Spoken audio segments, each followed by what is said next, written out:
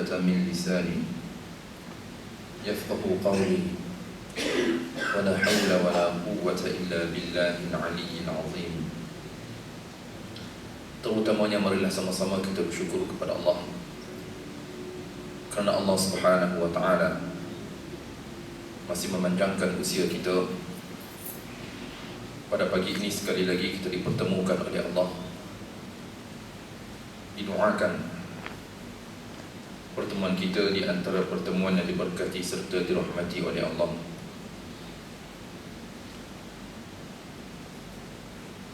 Yang diraikan ahli dan kuasa masjid ini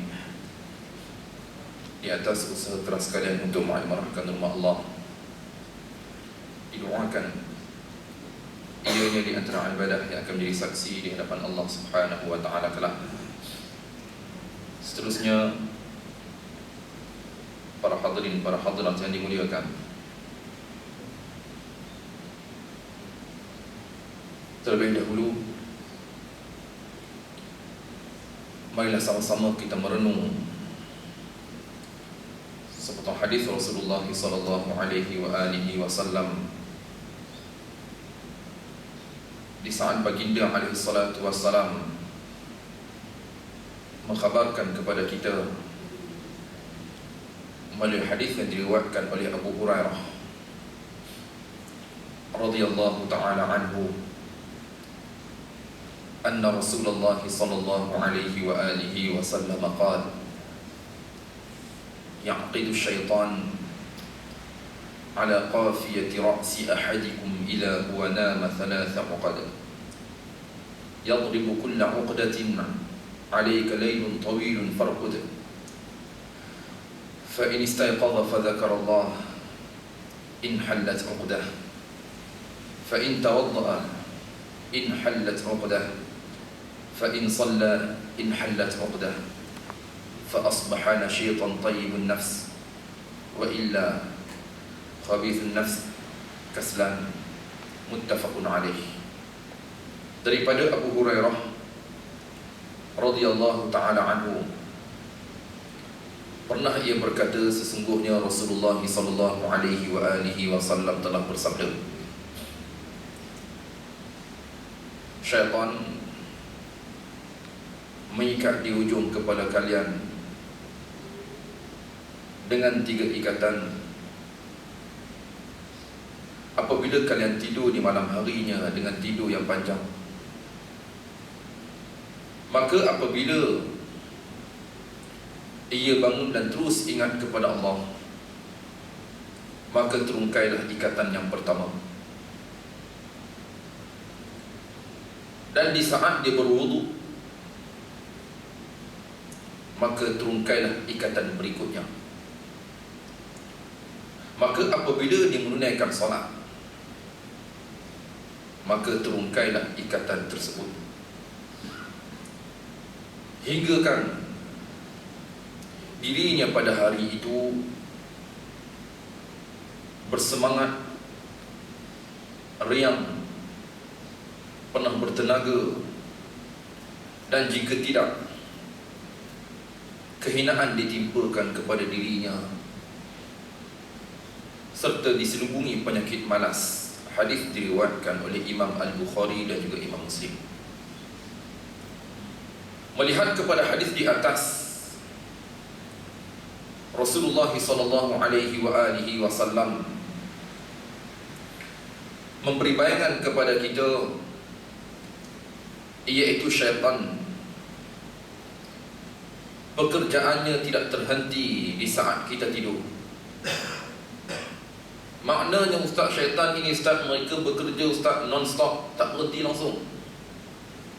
24 jam dia bekerja walaupun kita tidur. Dalam hadis ini diiyakan oleh Rasulullah, iaitu syaitan dia mengikat di ujung kepala kalian dengan 3 ikatan. Apabila kalian tidur, kemudian diterjemahkan oleh Rasulullah sallallahu alaihi wasallam tidur yang panjang di malam hari. Maknanya ustaz, kita letak kepala semalam ustaz, syaitan datang diikat ujung kepala kita. Kemudian Rasulullah sallallahu alaihi wasallam mendatangkan solusi daripada permasalahan yang timbul. Maka apabila dia bangun dan ingat kepada Allah, terungkailah ikatan yang pertama. Natijahnya, Ustaz, maknanya Ustaz, kita bangun-bangun tidur, kita baca doa, terungkailah ikatan yang pertama. Ya. Saya tak pasti tuan-tuan perempuan kita baca doa ke tidak. Kami Ustaz bangun tidur baca WhatsApp. Ustaz, kami Ustaz bangun tidur, Ustaz Facebook lah dulu. Ustaz, kami bangun tidur, Ustaz update, ambil gambar tasbih, alhamdulillah, qiyamul lail. Orang kita semua nak update-nya.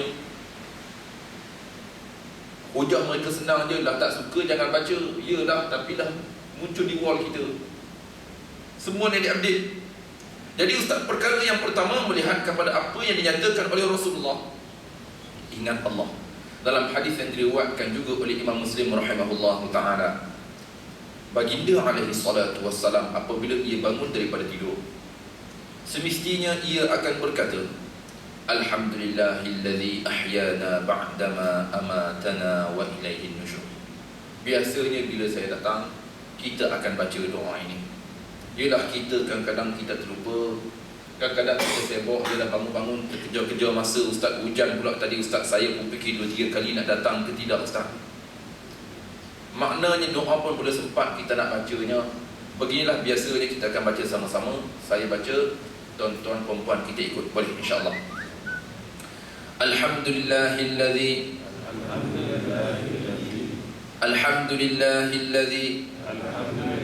kita semangat sikit bagi hilang mengantuk ialah hujan-hujan. Alhamdulillahilladzi ahyana ba'dama amatana wa ilaihin nusyur. Alhamdulillah. Jika tadinya kita terlupa untuk membaca doa, terungkailah ikatan yang masih membelenggu diri kita. Dan apabila mereka berwudu, maka terungkailah ikatan berikutnya, ikatan yang kedua. Dan apabila mereka menunaikan salat, maka terungkailah ikatan yang ketiga. Natijahnya Ustaz hasil, dengan kita beramal ketiga-tiga perkara di atas, jadilah dirinya pada hari itu. Kita bersemangat hari ini. Dan jika tidak, maknanya Ustaz, dengan sebab kita tidak beramal dengan ketiga-tiga apa yang dinyatakan oleh Rasulullah di atas, ataupun kita beramal dua saja, satu kita tak buat, wudu kita buat, solatnya alhamdulillah Ustaz, tadi saya solat Jumaat lagi Ustaz, alhamdulillah. Sebelum tu Ustaz saya solat sunat, alhamdulillah. Cuma doa sahaja yang pertama tadi, apa natijahnya Ustaz? Diri kita pada hari itu ditimpa dengan penyakit malas, lemah sangat, tarak cetong tak larat. Hadis ini diriwayatkan oleh Imam Al-Bukhari dan juga Imam Muslim rahimahullah ta'ala.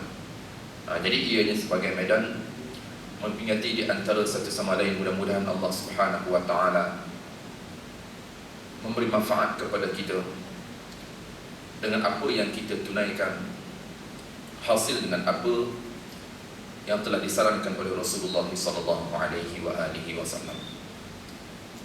Pada pagi ini kita akan menceritakan tentang adab-adab yang semakin ditinggalkan oleh masyarakat kita. Bersesuaian hari ini, saya yakin tuan-tuan perempuan kita banyak menerima jemputan, sama ada ustaz kenduri kahwin ataupun jemputan yang lainnya, ataupun kita sendiri tuan rumah. Perlu diingatkan kepada kita, di sana terdapat adab-adab tertentu dalam agama Islam. Terutamanya kita menerima kehadiran tetamu. Perkara ini bukan perkara biasa. Bahkan ianya adalah perkara yang amat dititik beratkan oleh Rasulullah sallallahu alaihi wasallam. Di dalam Al-Quran, Allah subhanahu wa ta'ala menceritakan tentang perihal Nabi Ibrahim alaihi salam di saat dia menerima kedatangan tetamu. Jika tuan-tuan perempuan kita melihat petikan daripada surah Al-Dhariyat akhir juzuk 26, bermula daripada ayat 24, Allah Subhanahu wa ta'ala berfirman, Hal ataka hadithu dhayfi Ibrahim al-mukramin idh dakhalu alayhi faqalu salama qala salamun qawmun munkarun faragha ila ahlihi fajaa bi'ajlin samin faqarrabahu ilayhim qala ala ta'kulun فأوجس منهم خيفة قالوا لا تخف وبشروه بغلام عليم فأقبلت امرأته في صرة فصكت وجهها وقالت عجوز عقيم قالوا كذلك قال ربك إنه هو الحكيم العليم. Artinya, firman Allah Subhanahu wa ta'ala, sudahkah sampai kepadamu wahai Muhammad perihal tetamu Nabi Ibrahim yang dimuliakan, tak kala mereka masuk mendapatkannya lalu memberi salam dengan berkata salam sejahtera kepadamu. Ia Ibrahim menjawab, salam sejahtera kepada kamu, sambil berkata dalam hati, mereka ini orang-orang yang tidak dikenali. Kemudian ia masuk mendapatkan ahli rumahnya, iaitu keluarganya, isterinya, serta dibawanya keluar seekor anak lembu gemuk yang dipanggang. Lalu dihidangkannya kepada mereka sambil berkata, silalah makan. Setelah dilihatnya mereka tidak menjamah makanan itu, maka ia merasa takut dari keadaan mereka, iaitu melihat kecemasannya. Mereka berkata, janganlah engkau takut wahai Ibrahim. Lalu mereka memberikan berita gembira kepadanya bahawa ia akan beroleh seorang anak yang berpengetahuan. Mendengarkan berita yang menggembirakan itu, maka datanglah isterinya sambil menjerit kehairanan, lalu menepuk mukanya sambil berkata, aku sudah tua, lagi mandul, iaitu bagaimana aku boleh mendapatkan anak? Mereka berkata, demikianlah Tuhan berfirman, kami hanya menyampaikan sahaja, dan sesungguhnya Dialah yang maha bijaksana, lagi maha mengetahui. Jika kita lihat petikan daripada ayat di atas, Allah Subhanahu wa ta'ala membangkitkan satu peristiwa kepada Rasulullah, iaitu peristiwa di saat Nabi Ibrahim AS dikunjungi tetamu. Kemudian apa yang dilakukan oleh Nabi Ibrahim? Menceritakan oleh Allah Subhanahu wa ta'ala dalam peristiwa itu, di saat tetamu mengunjungi Nabi Ibrahim, mereka berkata salam, beri salam dulu. Oh, maknanya Ustaz, syariat memberi salam ini Ustaz bukan hanya kepada Nabi Ibrahim sahaja, bukan hanya disyariatkan kepada Nabi-Nabi terdahulu, tidak. Salam ini juga syariatnya berterusan sehingga ke kita. Oh Ustaz, ingat ke kami, kita je Ustaz? Ingat ke syariat Nabi Muhammad je Ustaz memberi salam ini? Rupanya Nabi terdahulu pun begitu juga. Ya, tuan-tuan melihat peristiwa ini pada ayat 25 surah Al-Dhariyat akhir juzuk 26. Jadi tetamunya jumpa Nabi Ibrahim AS masuk ke dalam rumahnya, beri salam. Nabi Ibrahim AS pun menjawab ungkapan mereka dengan salam juga, iaitu dengan ungkapan sejahtera. Digambarkan oleh Allah Subhanahu wa ta'ala, sedangkan kaum itu, mereka itu, tetamu yang mengunjungi Nabi Ibrahim adalah tetamu yang tidak dikenali. Fuh, Ustaz, maknanya Ustaz tetamu tidak dikenali pun Ustaz Nabi Ibrahim memperlawa dia masuk ke dalam rumah? Ya. Cumanya Ustaz, zaman kita ni Ustaz lain ceritanya. Tetamu yang tidak dikenali itu yang cukup berbahaya. Zaman kita lain pula cerita.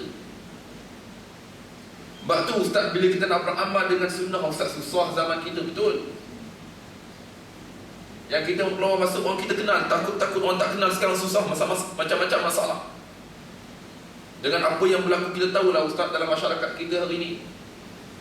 Itu tak apalah. Di saat tetamu yang tidak kenali masuk dalam rumahnya, Nabi Ibrahim AS menunjukkan sifatnya cukup mulia di atas menghormati tetamu. Apa yang dia buat? Pada ayat 26, terus Nabi Ibrahim AS masuk jumpa isteri dia. Tetamu dari orang tamu, dia jumpa isteri dia. serta dibawa kepada tetamunya itu anak lembu yang gemuk dah siap dibakar.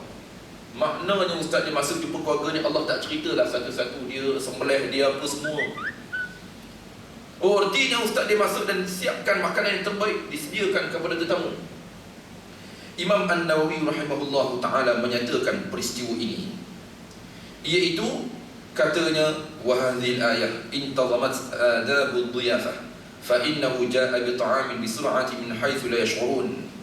Melihat kepada ayat ini, sebenarnya ayat ini merangkumi adab-adab kita menerima tetamu.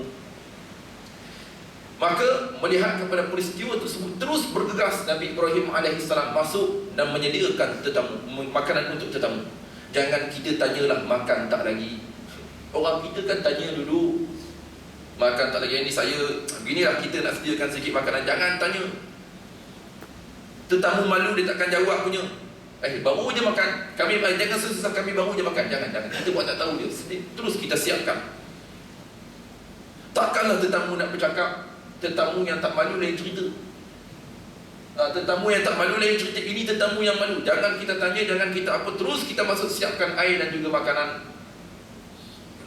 Maknanya ustaz, adab yang ditekankan oleh Nabi Ibrahim AS menunjukkan kepada kita dia tidak bertanya tetamu. Terus dia menyediakan kepada tetamu. Ada sebilangan tetamu yang jenis muka tak malu, itu lain. Kan mungkin kita sini biasa, saya yakin tuan-tuan asal kita orang kampung. Kampung punya adat lain dengan bandar. Kampung kita buka pintu depan, dia tak masuk, dia masuk pintu belakang. Dia masuk tengok dapur, dia masuk tengok apa, orang kampung. Adat itu bukan adat yang baik. Cara itu bukan cara yang baik. Sehingga kan rumah saya di kampung, saya tutup siap pintu dapur. Tahu dah mesti masuk ke dapur. Kita pergi buka pintu depan, makcik, depan. Buat tak tahu dia pergi dapur juga. Adat ini bukan adat yang baik. Kenapa ustaz? Ialah berkemungkinan tuan rumah tidak bersedia, berkemungkinan tuan rumah tidak letak arak di dapurnya, berkemungkinan anaknya telah menyediakan makanan di dapur. Maknanya segala kemungkinan tersebut. Sebab itu kita, di saat kita mengunjungi ini juga mempunyai adab. Maknanya ustaz, dalam peristiwa tersebut, di saat Nabi Ibrahim AS juga menyediakan makanan, adalah makanan yang terbaik yang ada. Digambarkan oleh Allah Subhanahu wa ta'ala, dia mendatangkan anak kambing yang gemuk, telah siap dibakar. Bakar ustaz dia. Dinyatakan oleh Imam An-Nawawi rahimahullah, wa ata bi afdali ma wajada min malihi wa wada'ahu fi baina yadayhi. Yang mana Nabi Ibrahim AS mendatangkan makanan yang terbaik yang ada di sisinya. Makanan yang terbaik. Ustaz, maknanya ustaz, kita juga begitu. Di saat kita dikunjungi oleh tetamu, kita mesti menyediakan makanan yang terbaik. Ya, kebetulan kita baru order pizza. Pizza sampai aja di rumah kita. Kebetulan tetamu datang. Ustaz, saya nak makan dengan family. Ustaz, tetamu mau bau pizza. Yang sampainya roti kering. Maknanya ustaz, di sini kita mesti mengeluarkan makanan yang terbaik. Ya, saya pernah mengunjungi beberapa keluarga di Yaman dulu. Kebetulan dalam kelas saya, masa tahun pertama, saya seorang je orang Malaysia, orang Arab, terutamanya Arab Yaman. Bila sebut Malaysia, mereka angkat jari bagus je. Maknanya ustaz, kita ni memang bersih lah di luar. Ini pada tahun 2006 dulu. Sebut orang Malaysia, mereka seronok. Setiap minggu ada je orang suruh pergi rumah. Jadi tetamu dia orang, tidur di rumah dia orang. Kawan-kawan, dia tak apalah. Susah bila Arab ni ajak bukan macam ajak kita. Orang Melayu kita katakan ajak kita macam ajak, tak nak ajak begitu. Arab tak cakap banyak, pegang tangan tak lepas, jom pergi rumah aku. Kejap aku nak siap barang, tak kira, rumahku banyak pakaian, begitulah. Bersungguh-sungguh dia cara ajak. Jangan risau semua, tak tiket-tiket aku akan sponsor. Itu tak apalah, atas kenderaan. On the way ke rumahnya, dia cerita kepada saya. Saya ingat sahabat saya Abdullah Al-Fahdi nama dia. Dia kata begini, Jasir, sebelum tu aku nak minta maaf lah. Kami sekarang ni sengkek sikit. Cerita tu terang begitu. Dia ajak kita pergi rumah dia, kemudian dia cerita tentang hal keadaan kegawatan ekonomi keluarga dia. Inilah kami sengket sikit gini, kami tidak mampu untuk menyediakan daging. Lagipun sekarang ni bukan musim daging mahal. Nanti kamu mari nanti bulan 8 nanti insya-Allah masa tu daging banyak. Saya kata, aku tak tanya pun. Bukan itu yang aku nak. Dia kata tak boleh. Kami kena cerita siap tu terang. Kami tidak mampu untuk menyediakan makanan yang terbaik untuk kamu. Kata begitu. Saya pun tak apalah. Sebab kita pergi pun bukan kita nak makan apa. Seronok kita tengok kampung orang macam kita pergilah tempat-tempat untuk kita melancongkan. Seronok kita tengok tempat orang je. Nak kata nak makan sangat, bukan nak makan sangat. Itu sahabat yang lain. Sahabat saya ni, saya pergi ke negeri yang bernama Amran. Jaraknya daripada ibu kota lebih kurang dalam 40 ke 60 km lah. Saya pergi. Dia ajak macam biasa, Arab sponsor daripada awal sehingga akhir. Duit saya tak pergi guna langsung. Tak bagi guna. Saya pergi rumahnya. Depan rumahnya adalah mak dia bela ayam. Hari pertama saya lihat ada 3 ekor. Petang itu mak dia sembelih. Dihidangkan kepada saya seekor. Jadi ustaz, mereka keluarkan makanan terbaik. Yang terbaik kita pun kena faham. Jangan kita bedal seekor. Sebab apa ustaz? Sebab Arab mereka tidak akan sentuh makanan sehinggalah tetamu yang menyentuh. Maknanya kita pandai-pandai makanlah, ambil pahala saja, jangan kita ambil semua. Kita makan semua apa semua, makan dah habis, barulah dia orang keluarkan makanan tersebut, makan dengan adik-beradik dia. Maknanya ustaz, tetamu makan dulu ya. Tu tak apalah, pagi esok mak dia 11 ekor lagi. Saya pun keluar-keluar, ayam dah 3 ekor, kemarin aku mari ada 3 ekor. 3 ekor je ayam mak dia. Begitu juga disediakan kepada saya, dia ajak makan, dia ajak keluar. Kita keluar jalan-jalan. Saya kata saya nak kemas dulu tempat tidur. Yalah, kita tidur, kemaslah dulu. Selimat dia kata jangan tetamu kemas. Saya kata tetamu kemas. Nak kata Arab ni tetamu jangan buat apa. Kemudian kebetulan rumahnya sistem pipe pun tak ada. Macam kita lah, Syabas tak ada. Dia air dia macam air telaga. Dia orang pergi telaga ambil air, kemudian isi dalam tangki. Begitulah. Jadi saya macam goyang kaki di rumah dia. Saya pun dia kata, dia pun tak apa je kita keluar. Macam tu. Dia tak nak bagi saya kemas, dia suruh saya keluar. Jalan-jalan.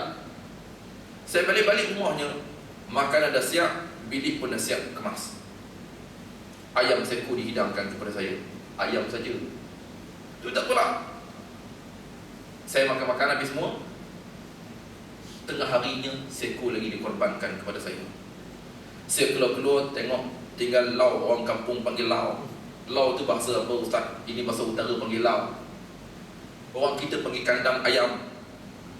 Gitulah kan. Tak ada apa, semua ayam habis. Saya kata kalau begini susah kamu, aku rasa biar aku balik dulu. Dia kata tak boleh. Saya kata tak boleh begini. Saya pun rasa sekarang. Sebab dia layan-layan sangat. Airnya siap dijerang lagi. Air siap jerang. Air saya nak guna tu siap jerang lagi. Ini nak cerita mereka bagaimana mereka memuliakan tetamu sehingga ke tahap itu. Saya pergi pun memang tak dapatlah di tempat kita. Dengan cara ajakannya, bukan sekali dua saya pergi, banyak kali. Begitulah cara layanannya sehingga akhir. Jadi kita melihat dengan apa yang dinyatakan melalui peristiwa yang diketengahkan oleh Allah Subhanahu wa taala. Melalui peristiwa Nabi Ibrahim alaihi salam, di saat dia mendatangkan makanan yang terbaik yang ada di sisi dia. Maknanya ustaz, kita juga di saat kita dikunjungi tetamu, kita mesti menyediakan yang terbaik buat tetamu. Bahkan menjadi adab kepada masyarakat kita. Biasanya ustaz, sebelum kita berkunjung, kita cakap dulu, kita khabar, kita WhatsApp, kita telefon dulu. Ya, ini juga di antara adab yang baik. Ini juga di antara adab yang mesti kita kekalkan. Jangan kita pergi rumah orang sehingga kita khabarkan dulu. Takut-takut dia tak sempat nak sediakan, takut-takut dia tak sempat nak pergi pasar, takut-takut ialah tak sempat nak cari duit, nak beli makanan apa semua. Kita cerita dulu, tengah hari nanti aku dengan family aku nak ziarah kamu. Cerita dulu. Sebab tu hari dia orang kenduri, dia orang dah bersedia di rumah dia orang untuk menerima tetamu. Maknanya Ustaz, jika hari yang lainnya Ustaz kita nak pergi, sekurangnya kita khabarkan dahulu. Ya, itu di antara adab yang cukup baik. Dia tak sihat, kita cerita dulu, aku petang nanti aku nak pergi ziarah kamu. Supaya dia pun tidak bergopah-gapah, dia pun tak pergi mana, keluarganya pun bersedia untuk menerima kita. Jadi ini juga di antara adab yang baik. Kemudian Nabi Ibrahim sempat menghidangkan kepada mereka sambil berkata, silalah makan. Maknanya Ustaz, Nabi Ibrahim di saat dia menyediakan makanan, dia nyatakan kepada tamu, makanlah, silalah makan. Kita pun begitu, di saat kita menyediakan makanan, kita mesti berkata kepada tetamu kita, makan. Sebab Ustaz, tetamu ini jangan kita samakan. Biasa kawan-kawan kita, dia makan je, kita tak suruh dia makan. Tetapi ada tetamu yang malu. Maknanya Ustaz kita suruh, makan dulu. Sebaliknya berlaku keganjilan peristiwa ini. Setelahnya, mereka tidak menjamah makanan itu. Maka Nabi Ibrahim merasa takut akan keadaan itu. Suruh makan, tak nak makan. Ustaz, pelik Ustaz. Nabi Ibrahim peliknya menunjukkan pada saat itu, pada zaman tersebut, jika tetamu disuruh oleh tuan rumah menjamah makanan, semestinya tetamu akan makan. Mesti makan punya. Tetapi peristiwa ni pelik, tetamu tak makan. Kalau kita lah, ini bukan pelik Ustaz, alhamdulillah lah Ustaz, tak habis makanan. Nabi Ibrahim dia rasa benda pelik, tak makan. Lalu mereka berkata kepada Nabi Ibrahim, janganlah engkau takut wahai Ibrahim. Lalu mereka memberikan berita gembira kepadanya bahawa ia akan berpaling seorang anak yang berpengetahuan. Rupa-rupanya tetamu yang mengunjunginya itu bukan orang biasa, bukan tetamu biasa. Mereka mengkhabarkan kepadanya berita gembira, dia akan diberi seorang anak. Mendengar khabar tersebut, pada ayat 29, isterinya, maka datanglah isterinya sambil menjerit keheranan, lalu menepuk mukanya. Maknanya isteri Nabi Ibrahim menepuk mukanya sambil berkata, aku sudah tua, lagi mandul. Artinya bagaimana aku boleh mendapat seorang anak? Aku dah tua. Maknanya kata kepada tamu dia begitu, aku tua dan mandul pula, nak dapat anak macam mana? Lalu tetamunya berkata kepadanya, mereka berkata, sesungguhnya maka demikianlah Tuhan berfirman, kami hanya menyampaikan sahaja, sesungguhnya dialah yang maha bijaksana lagi maha mengetahui. Kita lihat peristiwa di atas peristiwa yang pernah berlaku kepada Nabi Ibrahim AS. Di saat dia dikunjungi dengan tetamu luar biasa. Peristiwa tersebut diharapkan tuan-tuan, perempuan kita balik dan kita lihat semula, dan kita hadam sebagaimana apa yang kita nyatakan tadi, bermula daripada ayat 24 surah Az-Zariyat, akhir daripada juzuk 26. Peristiwa yang kedua, peristiwa yang pernah berlaku kepada Nabi Allah Lut alaihi salam. Dalam peristiwa tersebut, ianya juga sebagaimana apa yang dinyatakan oleh Allah Subhanahu wa ta'ala.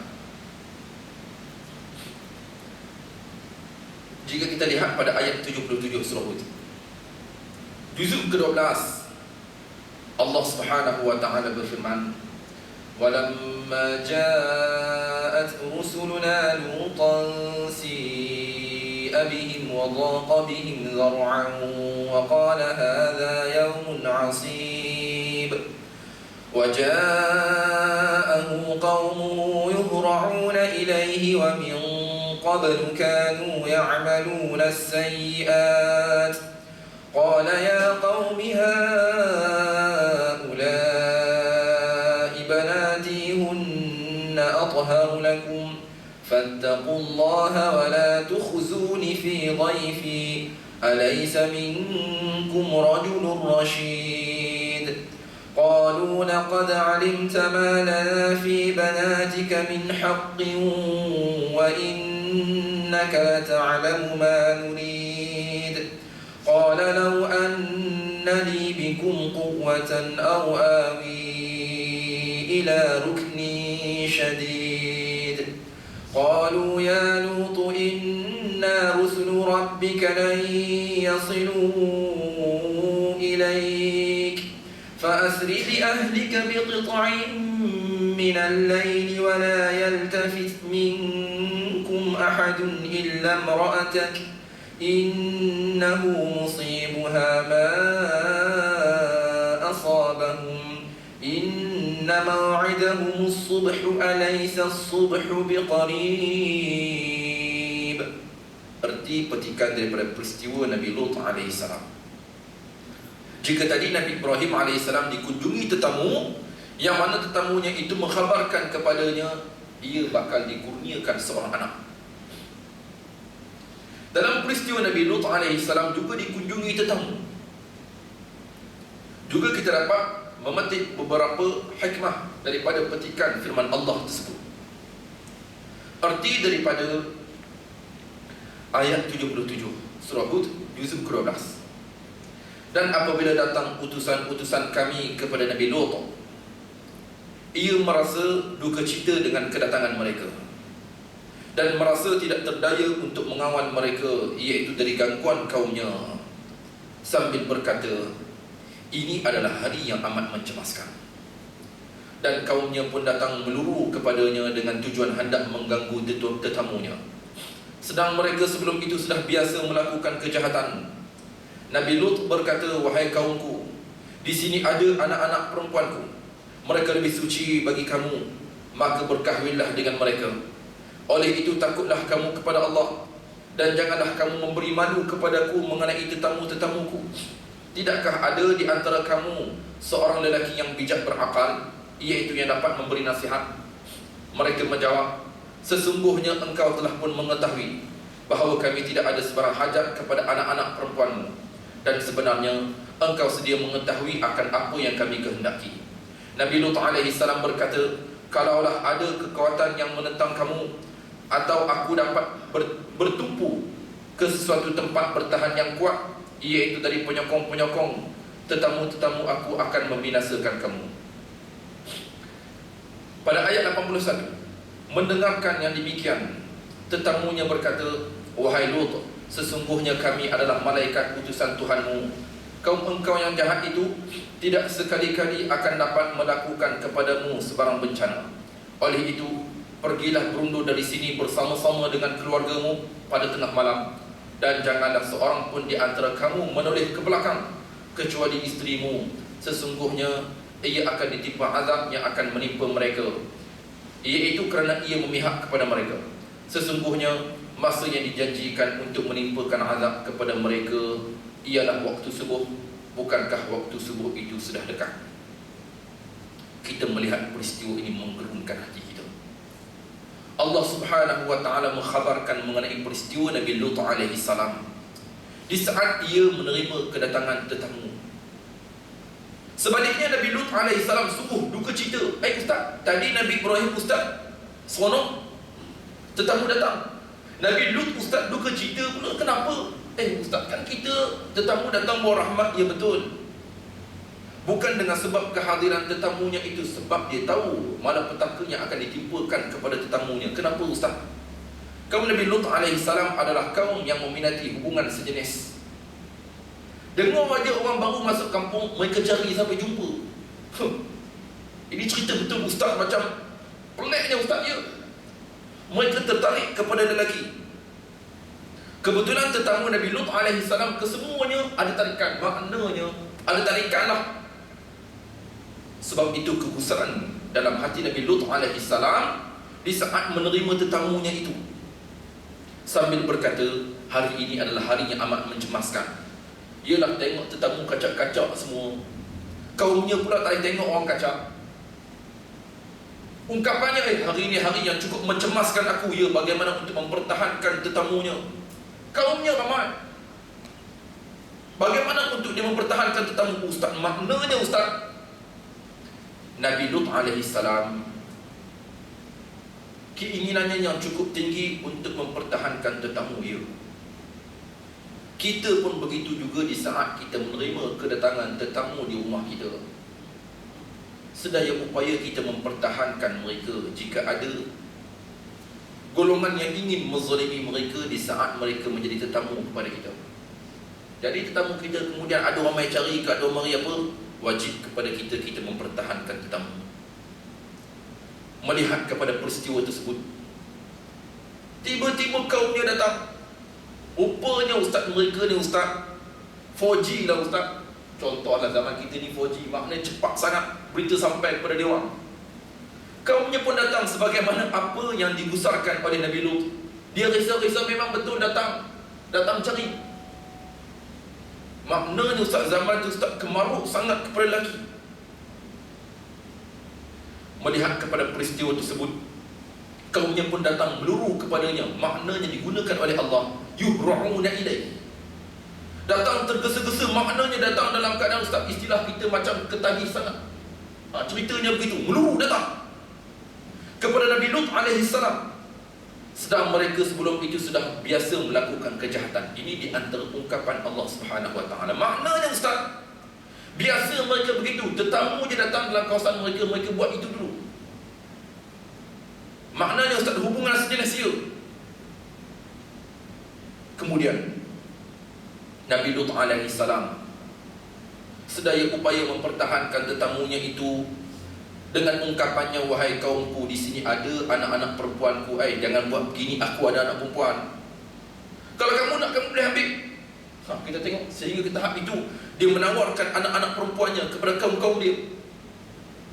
Apa jawapan mereka kepada Nabi Lut alaihi salam? Jawapannya,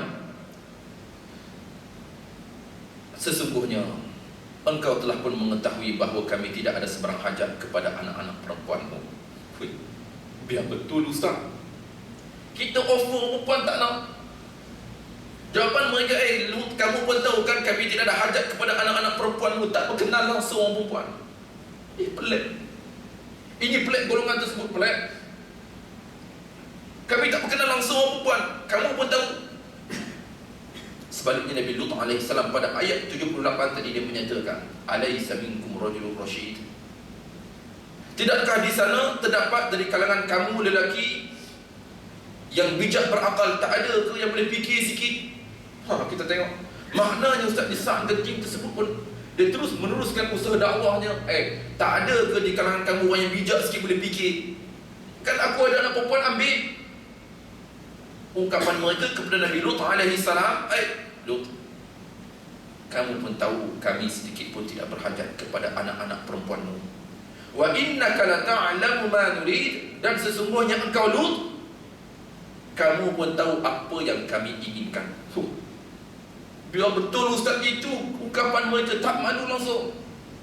Wahai Lut, sesungguhnya kamu pun tahu apa yang kami nak. Kami tak nak orang perempuan. Maknanya begitulah, kami tak nak orang perempuan. Peliknya ustaz zaman tu ustaz. Ya. Kemudian apa yang berlaku?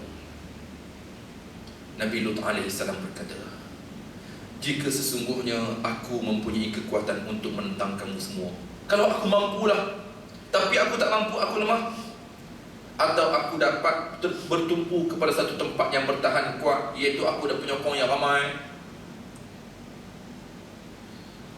tentu aku akan membinasakan kamu. Maknanya begitulah. Jika Nabi Lut alaihi salam ada pengaruhnya yang ramai, kaumnya yang ramai untuk mempertahankan dia, tetapi tidak.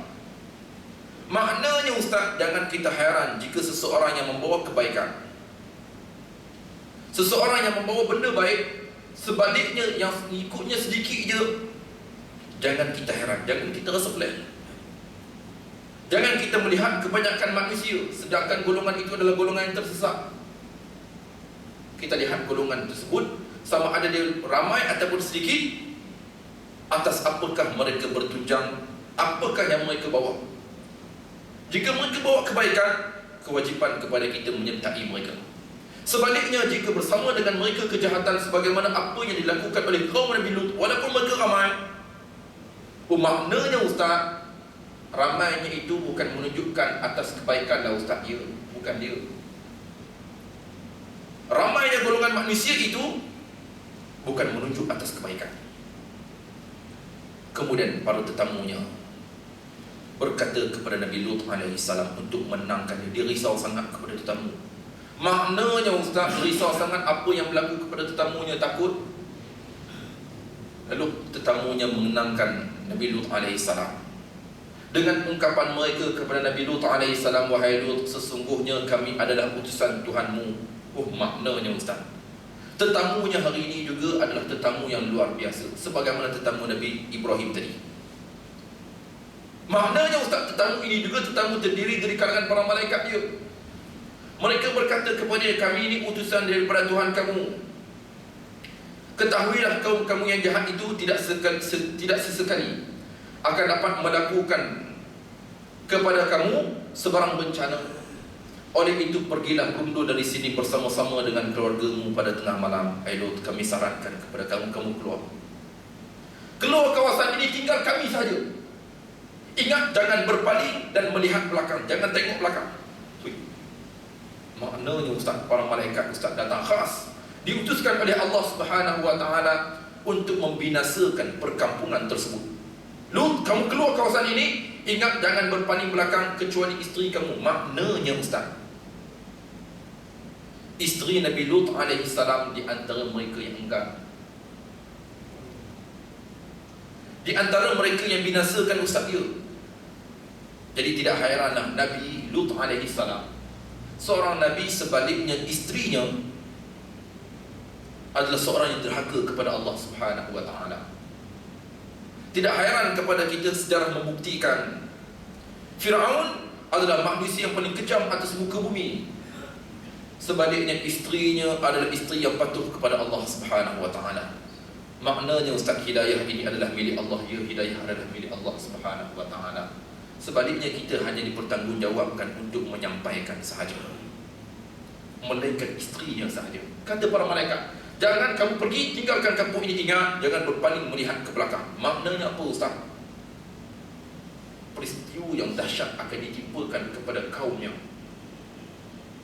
kecuali isterimu. Sesungguhnya ia akan ditimpa azab yang akan menimpa mereka kerana ia memihak kepada mereka. Sesungguhnya masa yang dijanjikan itu untuk menimpakan azab kepada mereka ialah waktu subuh. Ini kata malaikat, Lut, waktu dijanjikan untuk ditimpakan azab adalah waktu subuh. Nanti sekarang kamu bergegas keluar daripada kawasan ini dengan ahli keluarga kamu, dengan mereka yang bersama dengan kamu.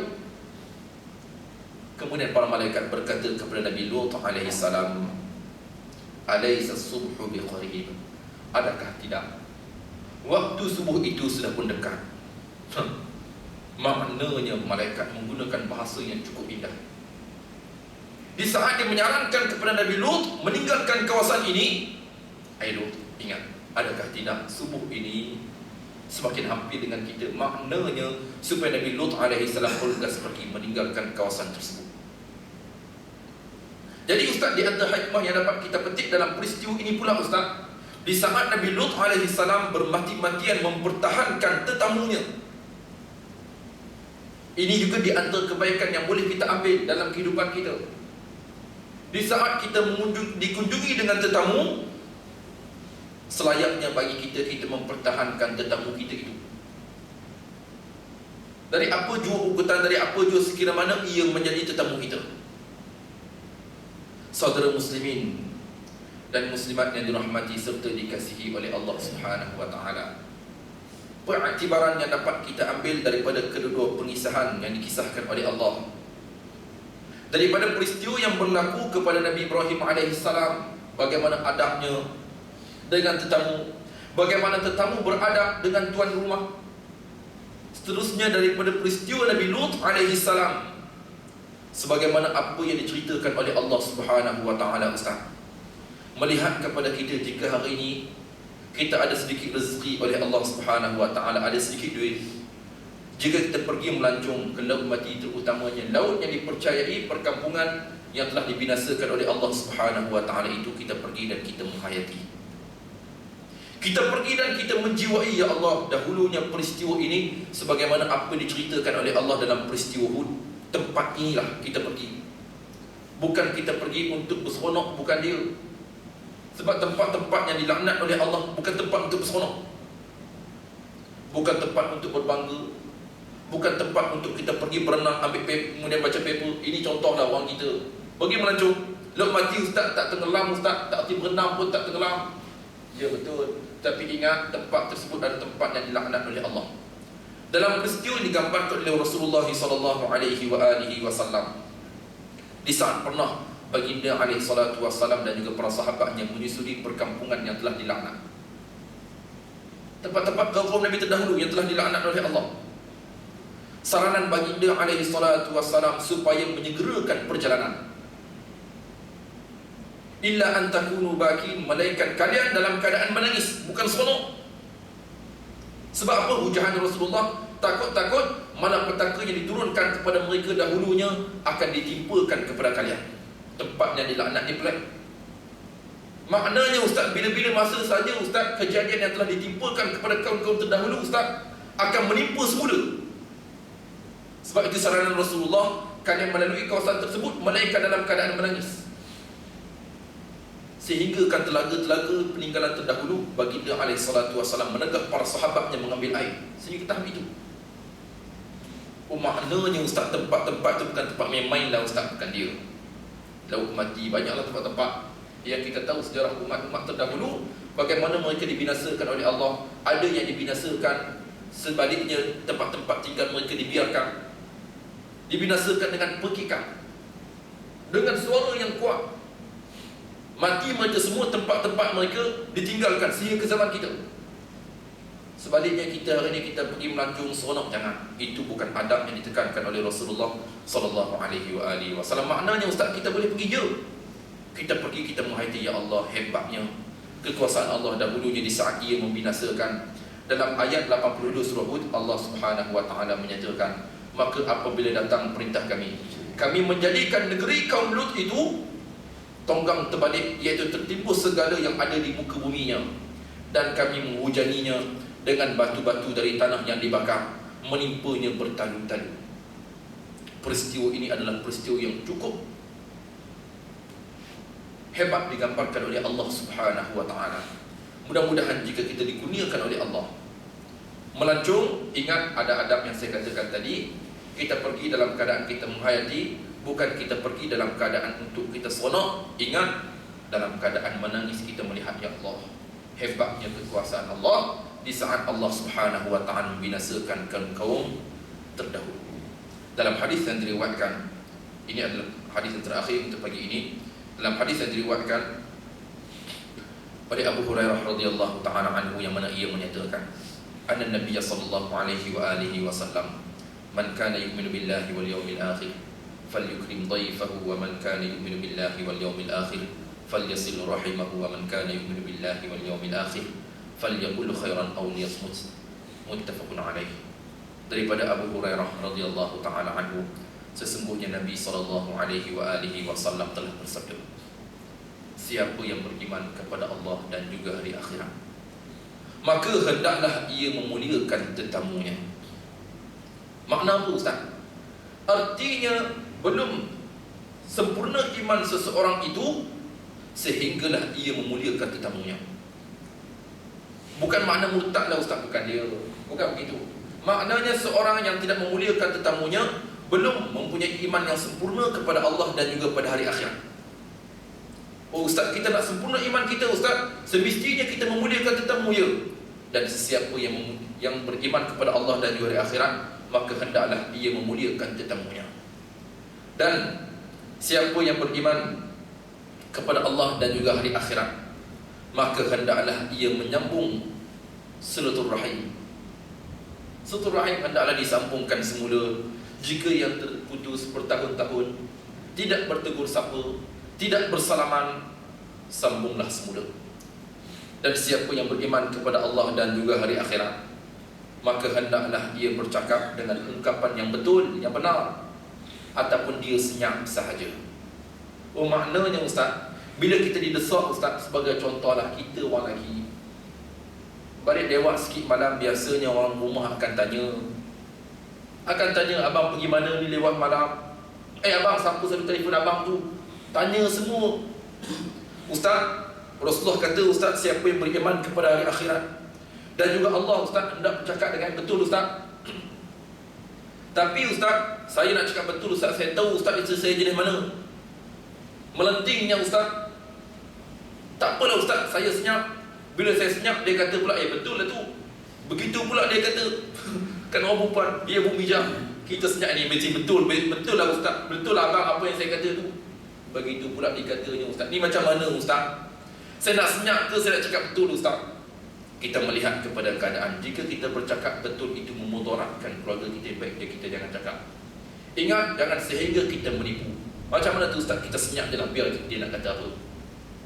Biar je dia nak kata apa. Ustaz, itu kan teknik yang biasa ustaz kata kepada orang rumah ustaz. Ini kita sembang belakang nantilah, bukan di depan. Ini teknik-teknik ni jangan sehingga kita menipu, jangan. Ini bukan saranan dalam agama Islam. Sebagaimana apa yang dinyatakan oleh Rasulullah, siapa yang beriman kepada Allah dan juga hari akhirat, maka hendaklah ia bercakap benar, jangan menipu. Ataupun dia senyap sahaja, biarlah dia nak kata apa, kita senyap buat tak tahu je, nanti senyap juga. Hadis ini diriwayatkan oleh Imam Al-Bukhari dan juga Imam Muslim rahimahullah ta'ala. Jadi mudah-mudahan dengan sedikit pengongsian adab bersama dengan tetamu, apa yang perlu kita lakukan, perlu sempat untuk kita menceritakan hak yang telah ditetapkan oleh Rasulullah untuk tetamu itu. Untuk tetamu Rasulullah juga letak haknya, tempohnya, berapa harinya, apa semua, apa yang perlu kita lakukan jika tetamu nak duduk rumah kita. Jadi kesemua itu ada hak, masa dan juga tempoh yang telah ditetapkan oleh Rasulullah SAW. Takut juga bila tetamu lama di rumah kita pun tak senang juga. Semua orang begitu. Tidak terkecuali tetamu lama sangat, kita pun tak selesa. Sebab itu Rasulullah meletakkan hak, tempohnya. Berapa hari tetamu menginap di rumah kita pun ada tempohnya. Jadi mudah-mudahan dengan sedikit pengungsian ini Allah Subhanahu wa taala merahmati kita, dan seterusnya kita mempraktikkan dalam kehidupan kita di saat kita menerima tetamu ataupun di saat kita menjadi tetamu kepada seseorang. Ingat, kita mesti mementingkan adab di saat kita mengunjungi dan menziarahi seseorang itu. Jadi wallahu ta'ala alam, saya rasa sekadar itu sahajalah pengungsian kita pada kali ini. Mudah-mudahan Allah Subhanahu wa ta'ala menetapkan iman kita di atas jalan kebaikan dan memudahkan kita untuk melaksanakan kebajikan. Wallahu ta'ala alam. Saya mohon diberikan kemaafan jika ungkapan kata saya menyentuh mana-mana pihak ataupun ungkapan saya menyentuh peribadi tuan-tuan, puan-puan. Saya mohon diberikan kemaafan atas keterlanjuran budi bicara. Wallahu ta'ala alam. Wassalamualaikum warahmatullahi wabarakatuh.